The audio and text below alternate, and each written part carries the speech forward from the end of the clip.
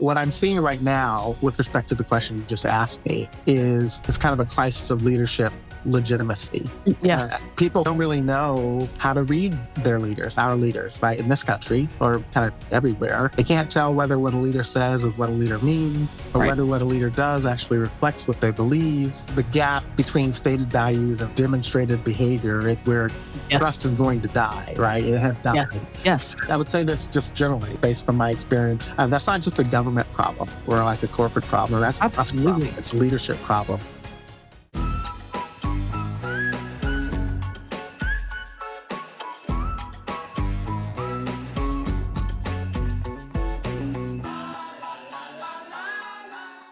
Hey, welcome to The Drive Home. I'm Kristen Kavanaugh, and I'm really excited about our conversation today. I have the pleasure of talking to a really incredible human, a friend of mine that I have known for more than a decade, Tony Johnson. He was one of the first people I met when I joined the Truman National Security Project. And the thing that stood out to me was not his leadership prowess or his expertise in national security. It was the way he showed up as a human and the way that he treated me and immediately welcomed me into the community. And so I've been grateful for that. I'm grateful for him. He is currently I want to get this right, so I'm going to look at my notes. He is currently a senior scholar at Georgetown Center for Security Studies and a senior advisor at Purposeful Advisors. I am so happy to have you, Tony. Thank you so much for joining us. Thank you so much, Kristen. I'm so happy to be here. And I'll just make a plug. I'm also the publisher of Reconnecting the Republic on Substack, which is all about how we think about the future of this country, given what we're facing now. So I'm happy to be here with you. Thank you for inviting me. Interesting. I think we're going to talk a lot about that today because we have a lot of reimagining to do, don't you think? Do you remember, can I just say, we had our first big substantive contact. Do you remember the occasion? Remind me. Okay. So picture it. 2016, Hillary Clinton is running for president. It's the convention. And friends in the audience or in the public here that are listening to us, you all know this, but Kristen and I were both up to be speaking on the stage that day. And it was, I don't know, I guess it was a little bit of a competition. It's funny, but we were both in the green room. We got to go to the conventions, right? And she is such an amazing light to America and to the people that they chose her to go out and represent us. And I was so thrilled to see her standing on stage. We were behind her doing that. And I was also relieved that it wasn't me. You did a fantastic job. So I just want everybody to know that this amazing person has quite a history behind her. Well, thank you, sir. You have been there along the way, and I appreciate every minute of it. We're in a different spot than 2016, I think we could say. So how are you doing? I'm genuinely well. I say that with some awareness of how rare it is to be able to say it clearly right now. I've been doing a lot of international travel lately, Europe and South America, mainly. Some of that for pleasure and some for work, which gives me a kind of, let's say, geographic distance away from the noise in DC that I learned to kind of hate, but also appreciate that.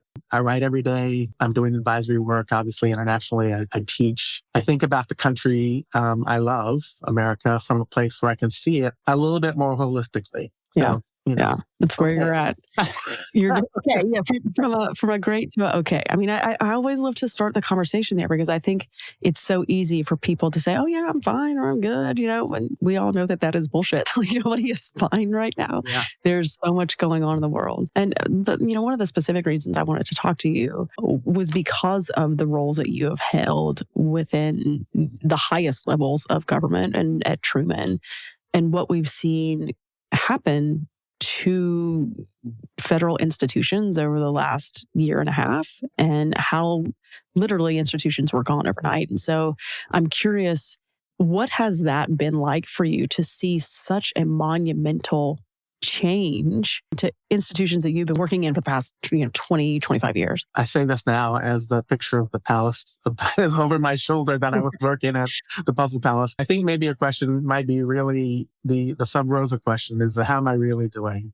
Yep, that's it. So I think that's a different question I'd rather have a different answer. I think most people like us who have served in the last administration and in government in particular and are watching what is happening now. And I'm not talking about any one role specifically. I mean the entire ecosystem of public servants who Right. showed up every day believing that the work they're doing really mattered. We're all kind of stuck in this place somewhere between abject horror and disbelief. I think Right. we're processing what we experienced in government, and we're doing a lot of hard thinking about, frankly, what it's going to take to recover, rebuild, and reimagine after this, whatever it is. I'm including myself in that. Yeah, Um, absolutely.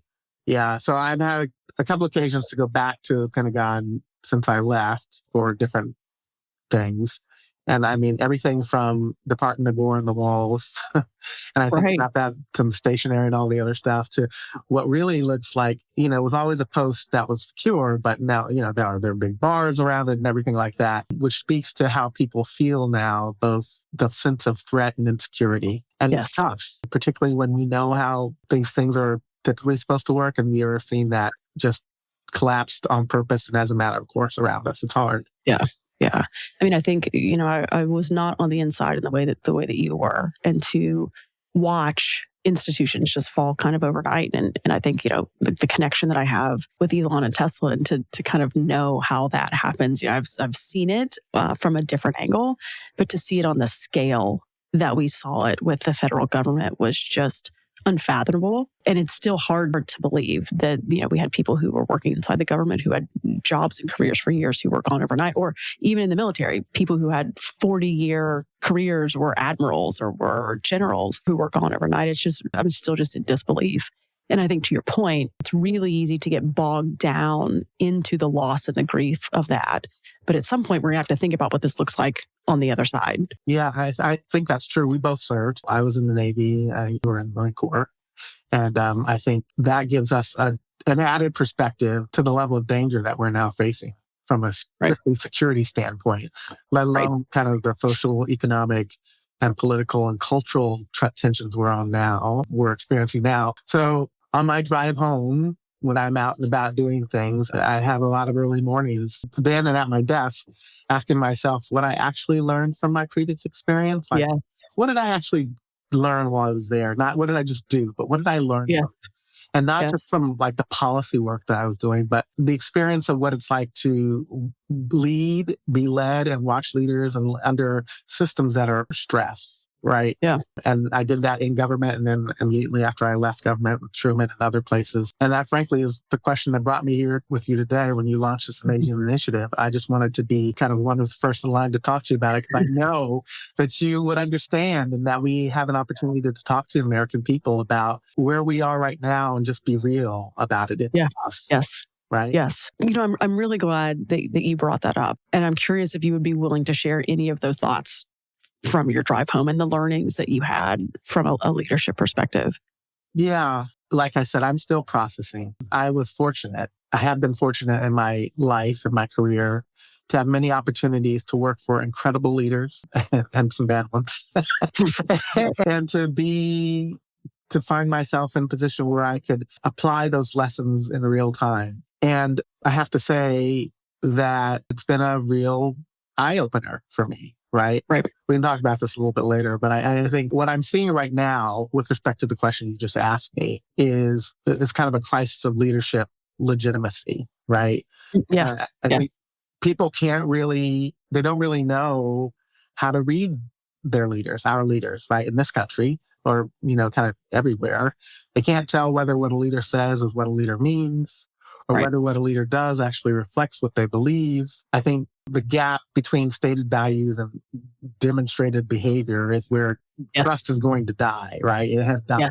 Yes. I would say this just generally, based from my experience. That's not just a government problem or like a corporate problem. That's a trust problem. It's a leadership problem. I've seen it in government. I've seen it in boardrooms, in the private sector. I've seen it in nonprofits. I've seen it in academia. It's a systemic crisis, really, now, and it feels different than what it was before for us, I believe. I think what's been hardest for me is, you have institutions that you felt like you could trust, like especially on the federal side. Like, you're supposed to be able to trust in the federal government. I mean, obviously there are some hiccups or there are some things that need to be changed and adjusted, but like for the most part, like you could trust what you were hearing or what you're learning.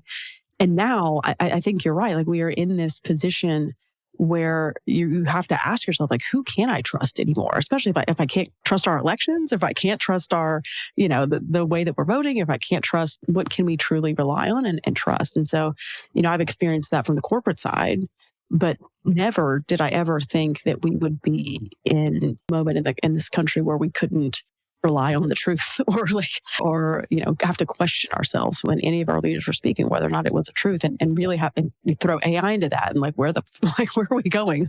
What is reality at this point? And so I think from a personal perspective, it's like, how am I not contributing to the problem of the lack of truth and transparency? And I'm curious how you feel about that. Were there personal learnings that led you to step more into the ability to be that person, be that leader that other people could trust and not have to be a worry? Yeah, I think in this country, I can't really speak for anybody else as an American first, right? Which is, we became used to, and this is a good thing, a certain range of behaviors, right? No matter what political side you're on, we have elections have consequences, or at least they have implications for the direction of the country. But we could all count on our leaders and our institutions that were governing those things to behave within a certain range of what was expected fact for a democracy. And occasionally that would shift a little bit, mainly in the cultural space, right? But that was typically always in favor of expansion of rights, like making things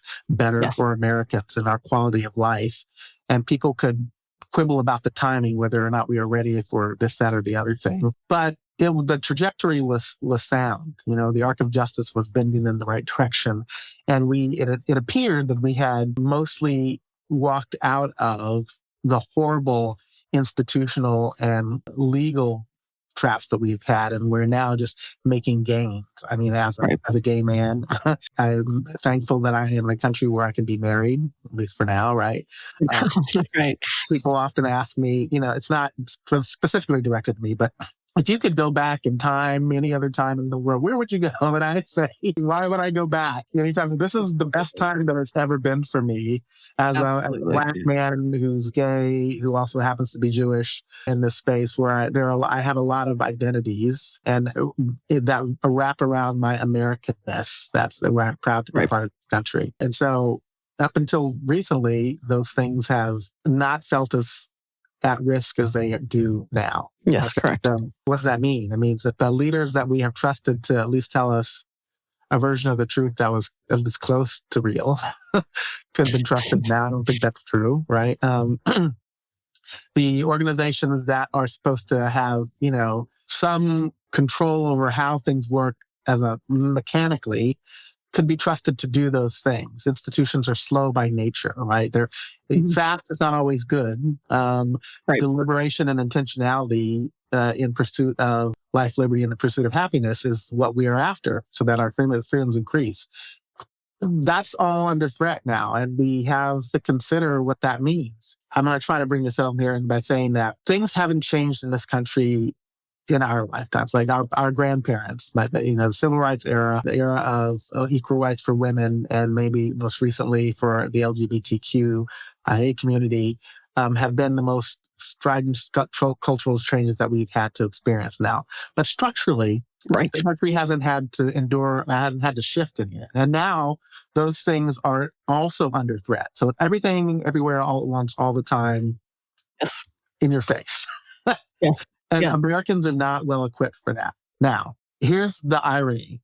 We spent the last 70, 80 years going around the world telling countries, how to throw off authoritarianism, how to deal with kind of shaky structures institutionally and things like that. And it's like we've told them around inoculating people, here's your inoculation for the flu. And now we've got it.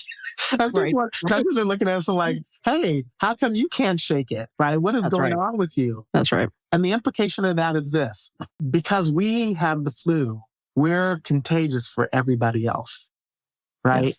Yes. Not only that, but some of these countries, frankly, have been waiting for us to kind of slip a little bit so they can say, I knew it the whole time. So the reality now that Americans must face is this: whether we like it or not, we're not going back to 2015 again. Nobody's getting that again, right? Correct. And even if we could, the world has shifted around us and they've decided to move on in some way or fashion. We must now deal with the implications of that. That is that seismic change, that rip in the space-time continuum. If you're a Star Trek fan, it's like we stepped into the mirror universe. We got trapped on the wrong side. So that's where we are now. And what that requires is a total reimagining of what we are, which means institutionally things have to change as well as culturally. So we're dealing with two things at the same time, at least. And that is tough. I love that you bring that up. So we always like to do a segment called Two Things Can Be True, right? And I think in this case, we can say, yes, there were problems with our government. There were problems with our institution. There were things that needed to be changed. And we also didn't need to tear it all down at once in the way that it happened. And so how do we help people understand those things? You can hold those two beliefs that, like, yes, we need a strong federal government because that helps us in our place in the world and, you know, all the things you just listed. And there are things that we can that need to be changed to make it more effective and run better for more Americans and to help us in the long run. Can you help us hold those two things as true? Because I think that goes to the heart of needing to reimagine what government looks like and what leadership in that space looks like. We have to be willing to say that we weren't getting it 100% right, but there are some smart ways that we can start to reimagine and rediscover what we want this to be. I will say, we're back to the trust question. First of all, people have to stop lying. Right. I mean, they just make stuff up, right? And so you know who you are. So I'm not going to be calling people out very specifically, but they make things up. And I think from the camp that I typically sit in, we have a commitment to honesty about the systems, but we have an allergy to candor. Like, if you lied, somebody ought to tell you. Like, we dress it up like, oh, maybe there was a misunderstanding, a misunderstanding. No, that was just, you straight up made that up. You made that up, right? And that is, but it is also true that you have to leave some space for negotiation and helping people to get it. Here's the cognitive problem. If you are in the camp of people who made a choice that has resulted in where we have arrived now, I would imagine if you've changed your mind, that's pretty hard for you to deal with. Right. Because it's the dissonance. And so people find it very hard enough if you're walking in the grocery store and they casually brush you to say, oh, I'm sorry. And they just keep moving like maybe they didn't know. The apology is not, if you had to think about what's going on now and kind of your role in it. I mean, can we just talk about the Doge guys? I mean, you had to see those videos a couple of weeks ago, right? I mean, I don't want to. No, I've seen the video, and I mean, let me just tell you what my new framework is. Here's my new framework. Okay. When I use this, when I write in Reconnecting the Republic, and when I talk to other people now, what I'm doing, I can't say that it's right, or I don't understand how people have come to make some decisions, both people who are elected and responsible for them and people who kind of take that route. It is not my view. Right. I have stopped rushing to toothless judgments and being like aghast. How could they do that? Over and over and over again. So I've stopped saying that. I'm treating it, I'm a wonk. So in international relations theory, there's black box, and that's it's a space where things happen. You don't really understand it from a state perspective, or a national perspective. And I'm treating it like an astronomy problem. And by that, I mean this. It's not possible, I believe, to observe a black hole directly, but you can certainly observe the effects, what's going on the gravitational lensing, how it's putting pressure and heating things up and like spinning things out of control. So I'm treating it like those two things. And I can look at the things around the descendant space, which is a black hole or a black box, and say, how is what they're doing, regardless of whether I think it makes sense or can make it make sense or rationalize it or whatever you want to say, affecting my quality of life and those around me? Well, high gas prices, no vaccinations, health, any of the number of things that people previously counted on and that they cannot now. Right. But since we can't, we have to, this is a phrase that I think is used as a deflection, but it also happens to be true. So two things are true at once. We are where we are. Now what? Yes. Right? Okay. I can spend all my time, and it would be certainly justified, being pissed off about the way things are now, but it is what is for dinner. So this dog's breakfast, we now must arrange into something that not just me, but everybody can digest. So Yes. that means we have to make it better. And that means change, which people voted for. They weren't expecting this, but that's what we've got. So, Right. Our 250-year-old democracy, republic, has to think about who we have to be next. And we have to think about it in a way that doesn't maybe include us at the tippy top of the thing, right? We're part of a now ecosystem that has been dismantled. If we want to stay in the forefront and be leaders, then we should think about how we can do that in a principled way that is in keeping with historically how we viewed ourselves and how the Constitution says we should be. What do we want to be as Americans of the 22nd and 23rd century and onward? It's going to be different. It is. How do we even start that process? I mean, I think that's the thing. Like, where do we even start? There's so much that has happened, and you're right. Like, this has been since 2015. But like, where do we even begin? And how do we make sure, it's kind of a follow-on, like how do we make sure we have the right leaders in place and not just like electeds, right? Like that's a whole different conversation. But how do we make sure that we have the right leaders in place inside these institutions who we can start to rebuild trust with, that we are building them in a way, and I hate to even say this, like we're building it back better, right, than what it was. And so I'm curious, where do we start and how do we make sure we have the right people in place that are building with good intentions or keeping in mind what the founding fathers, the vision, that they had in mind? How do we make sure that we're building toward that, and who do we need to do it? We must not be afraid to begin. Mm-hmm. We're afraid to begin. It's hard. It's big. It's bigger than all of us. It always was. Right. But people always kind of, the institutional, things will kind of work out. That's not true. Those days are gone. And so we have to be, this is a pet rock of mine, so you will forgive me if I go on a little bit. And I know you could probably edit out things that don't work for you.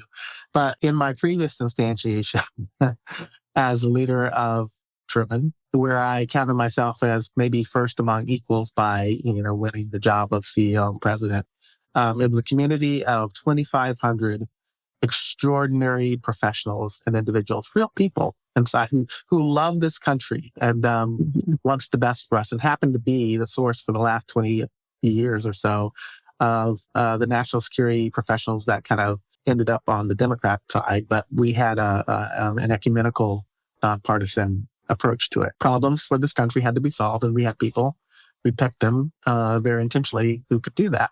And then I stepped into that seat when all of this happened. we have big plans. I had big plans. And so we really stepped forward in trying to do that, right? To imagine for the country what government and national security and foreign policy in particular next should be. Right. Enter the other team, right? And now we have a challenge in front of us because they've changed the rules and everything. And then, all the stuff was that people were getting fired, doged, whatever. And there was always a tension as a leader from my point of view, which was dealing with the dopamine hit of we got to fight what's going on now. It's necessary, of course. We have to oppose things that aren't good for the country and aren't good for Americans, right? But then we also, the part that often got left off the table because of the urgency of the other thing, like urgent and important, this was Eisenhower construct, right? Was what do we do if we get power back? Frankly, how do you deliver for the American people who will be frustrated in the extreme and not very patient? Right. Right. Like you're going to get 4 years, you get one chance. Yeah. No more 2015 again. We're not doing that. That's right. So what do you do next? People are so consumed, understandably, with fighting now. Like, what are we, marching in the streets and everything, which I would say, where were you before? But I was, they were like at the ballot boxes when that happens, people. So please don't forget, vote, as former President Obama said. Don't be mad. But we have, in my view, a lot of experimentation going on in pockets around the country. Civil society is alive with ideas and innovation and really thinking about how this country can improve and advance and evolve. I think that's really important.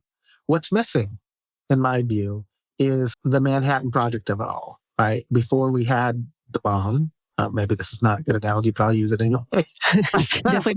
There are lots of experiments in the kind of atomic space and nuclear space going on all around the country at these now. The reason we have a national lab system is because we had an imperative, war-driven, to unify those efforts so that they together produced something that helped us win the war. The thing that they produced, we didn't really understand how it worked. And so we have now this other problem. But in effect, we unified that brain power to produce something that put the United States on top for the next 70 years. And now we're in a space, at least from a government, where we need that kind of energy again. So what's the one ring to rule them all, but not to suppress the creativity? Right.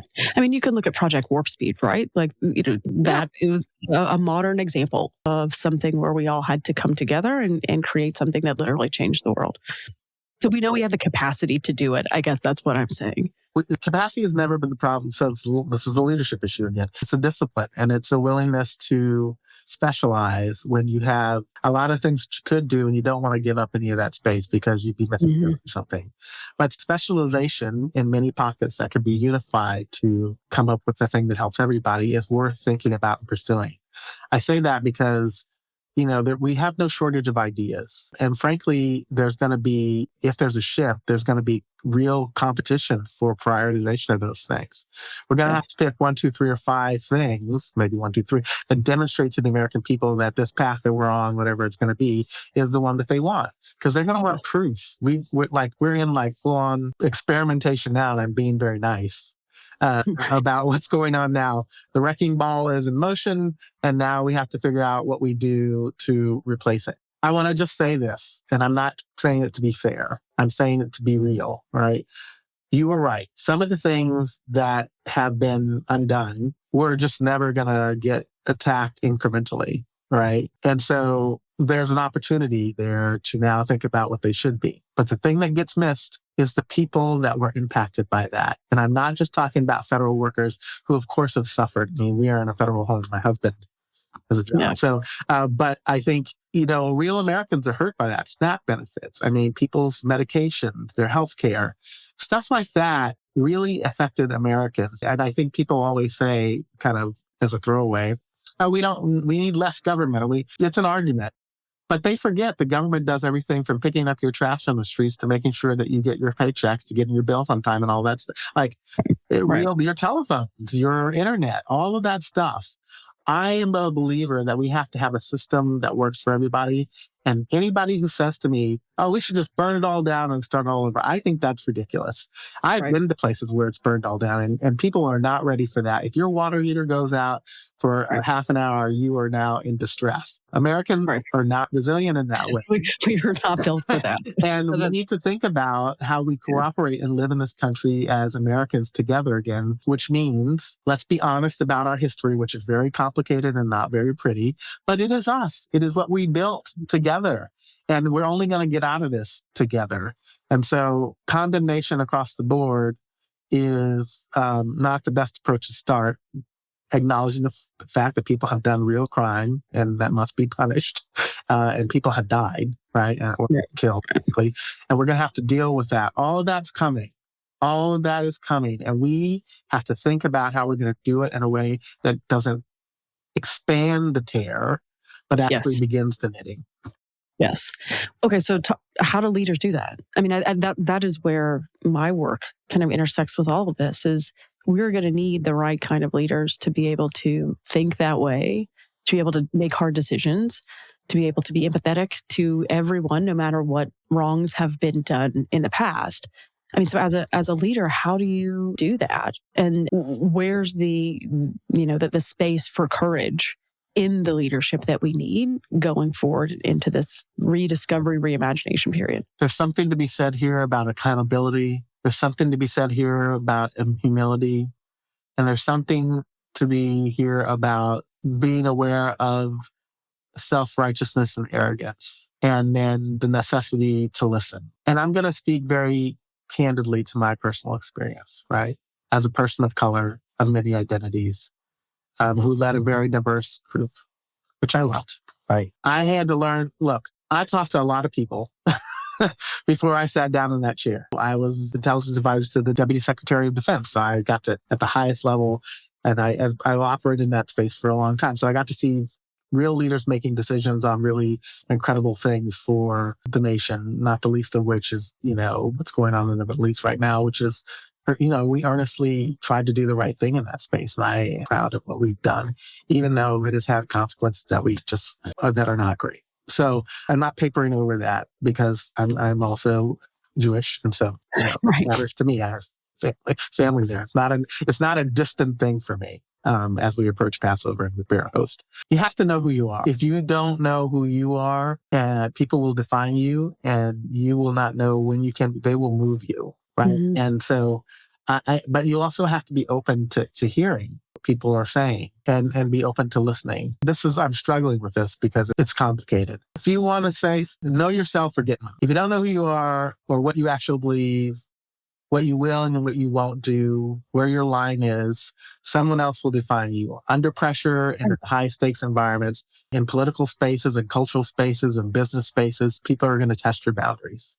That's right. Not always consciously. And sometimes it's just the system doing what systems do. It will try to shape you towards its own momentum. I think the leaders who hold their center under pressure are ones who did the internal work or who do the internal work, the pressure before it arrives. That's not therapy speak, it's operational reality. I've watched brilliant and accomplished people lose themselves inside an institution because the pressure is too great and they hadn't done the work.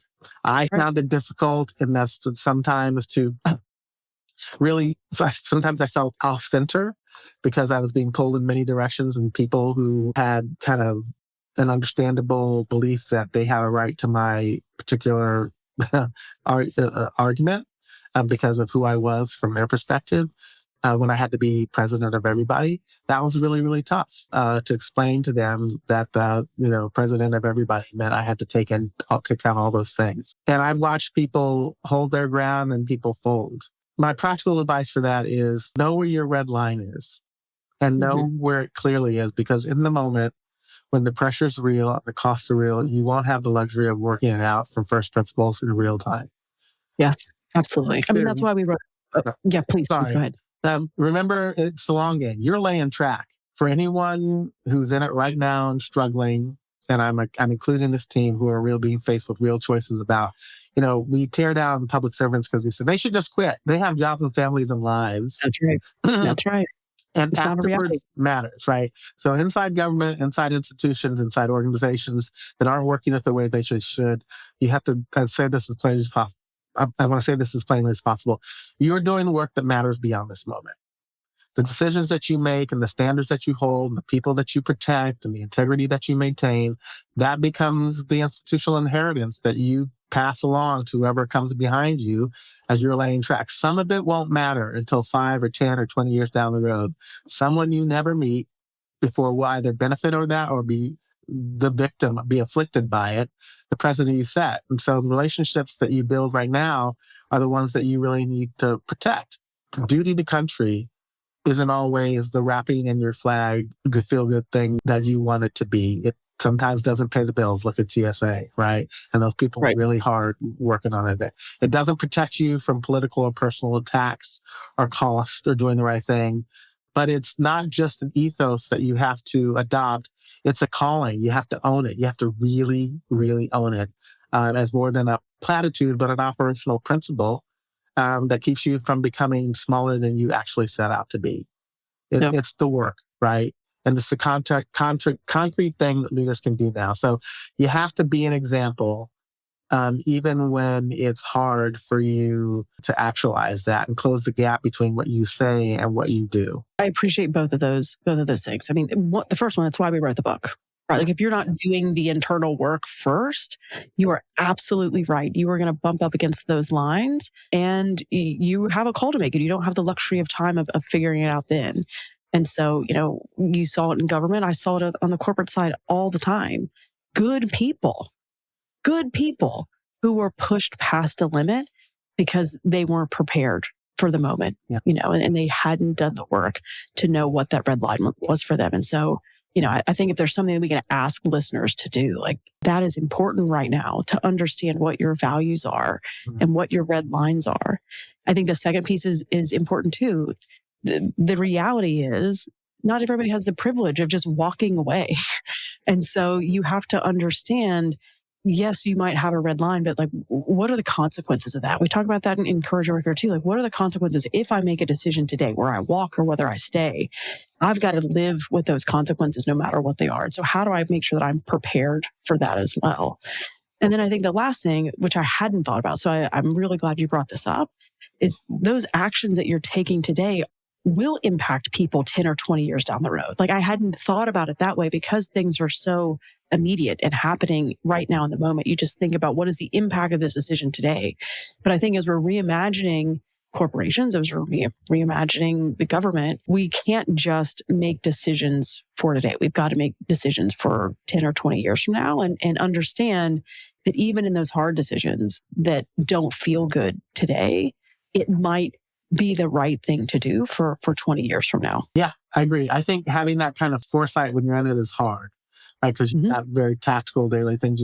But if you have, we're agreeing here, if you have a core centered on your kind of values, and which ought to be attached to the way that we view ourselves as Americans and how we want this country to be viewed in the world. And we should act in that way and try to adhere as closely to that as possible, if not dead on it. I mean, you have to extend that accountability to yourself.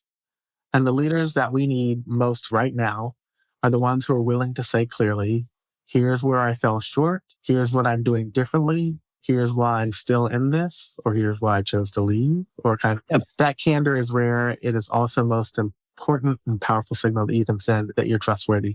And you have to give people some idea of the vision for where you want to take them. Yeah. Right? You've got to do those things. If you can do those things and make them a consistent practice of your leadership, then I think it will work out in the end. And that doesn't mean everybody has to agree with you, right? You're going to, let's see, people would say it's almost a throwaway line. Leadership is lonely at the top. Remember I said to you before, I talked to a lot of people before I stepped into the chair or whatever, and everybody told me good advice, which worked, right, for the most part. But nobody could tell me how it felt, how it would feel to sit down in that chair and own those things. Sometimes were only you, right? Like literally. And you had to be, that's what I talked about, being centered in that space. And then you're going to have to own it for that. I think now, as I go to other countries and do advisory work and think about literally how do you rebuild something from scratch, we're not just foisting our system on them. Everything from how people get paid to like how they really make laws and things. That's really an exciting work to do. And it makes you think about how did we do it? Like we just take it for granted. And people are always at the center of this. If you take care of your people first, then they will deliver for you in a way that makes all of the other stuff richer and easier. And we cannot forget the American people in this space, right? Who are suffering and have different ideas because we're a diverse country, whether people like to admit it right now or not. And that really matters. It really matters for the strength of who we are, because no one else, no other country in the world can call on kind of the diversity of perspectives that is a force multiplier for making us still, I believe, the greatest nation on earth, even with all of our scars and flaws. Absolutely. We have a lot of Gen Z folks that listen to the show. And so I want you to speak to them for a moment. Right? Like, this is all they know. Chaos is all some of them know. And so if we're thinking about leadership and like building that next generation of leaders who are going to inherit whatever the fuck we build, like, how do we get them engaged now? Give them that hope that we need them in the fight. We need their ideas. We need their effort. What would you say to our Gen Zers out there who are just like, I don't even know. I don't want to touch any of this. Yeah. Now I'm going to date myself, right? So, I always tell people I'm 54, right? I'm a Gen Xer, right? Like, you don't fuck with us because we were like latchkey kids. We had to learn how to take care of ourselves, and we were kind of in between. And we learned self-reliance, resilience, and we really just are a hardworking generation, right? That just believes if you work hard and you get it done, things will work out. Well, turns out it's a little bit more complicated than that. And rewards have to be, it's okay to trumpet. I think this generation in particular understands how to trumpet their thoughts and their achievements and their ideas, which we need. I mean, they're taking us into a whole new landscape. AI, which I believe is comparable to a nuclear weapon, right? And I don't mean that. It has the ability. I'm thrilled and fascinated by the boldness of the generation that is now coming up. What I want for them is, and I don't mean this pejoratively, to discipline that energy. It takes time to lead and to make government work. It is not something that it doesn't turn on a dime, right? It takes real structure, and you have to think about that so that it's explainable to people who are more distant from it, right? People sometimes you go to your faucet and you turn on, you expect the water to work. Well, there's a whole chain of stuff that's going on behind that, right? Everything from is it clean to is it working well. And I think that finding a way to marshal the incredible energy in everybody's ideas and to be responsive to leadership and open to leadership and maintain your individualism, but not like pursue everything individualistically is important. I think just unfiltered thoughts that can be hurtful to people, everything like that. Some civility has to return into it. That doesn't mean we ignore reality, right? If people say things that are untrue, lies, or that should be clocked and checked, I do think. But the way you do it matters. Civility is gone from our discourse and it needs to return. We need to learn how to talk to each other more.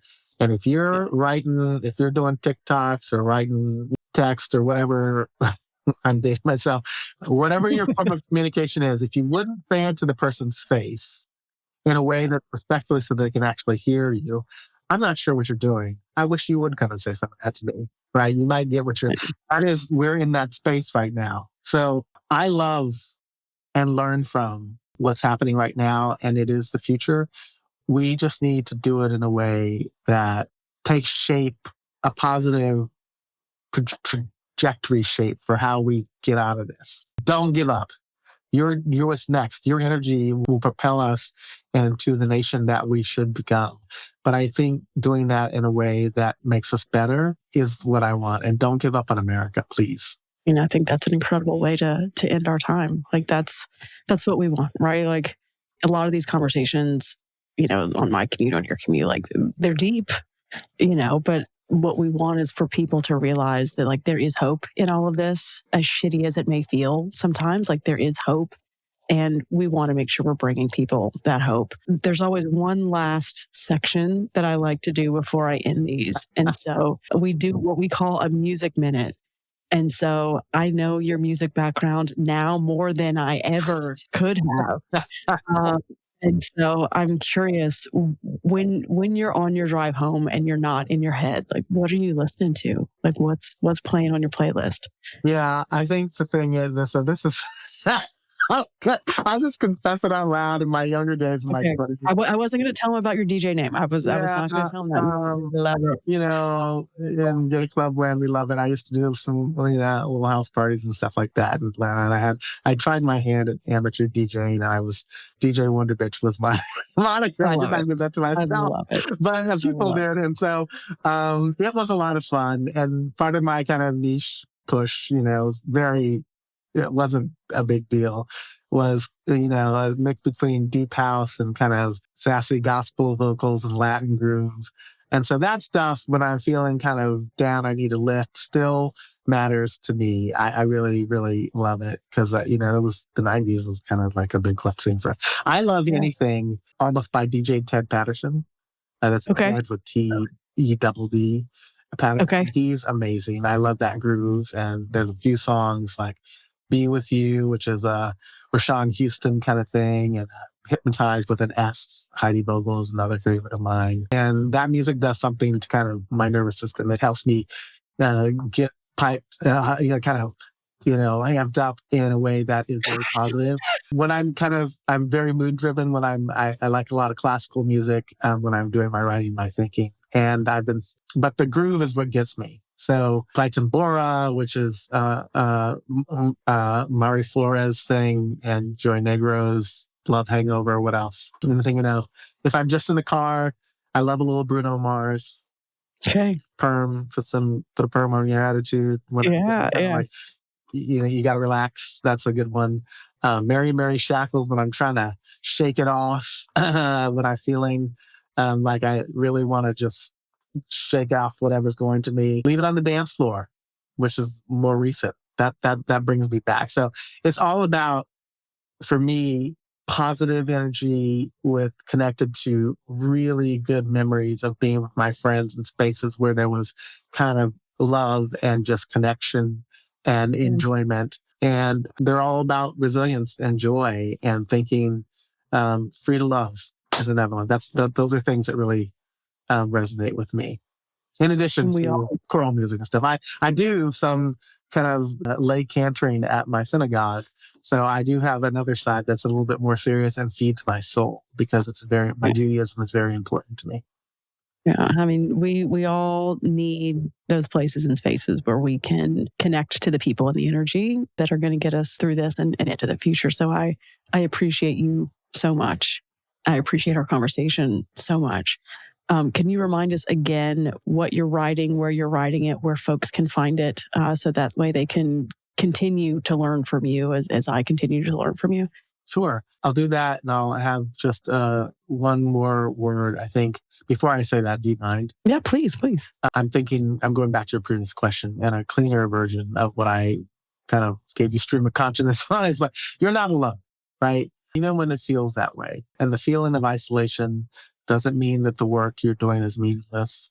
Sometimes it means you're doing exactly what you're supposed to be doing, and exactly the way you're supposed to be doing it in a system that isn't yet ready for you. So you should hold the line. Know what you're for. Take care of the people alongside you. Take care of yourself. And trust the track that you're laying, because it was going to matter to somebody that you've never met. That's enough, and that's always been enough. So believe in yourself and take care of yourself.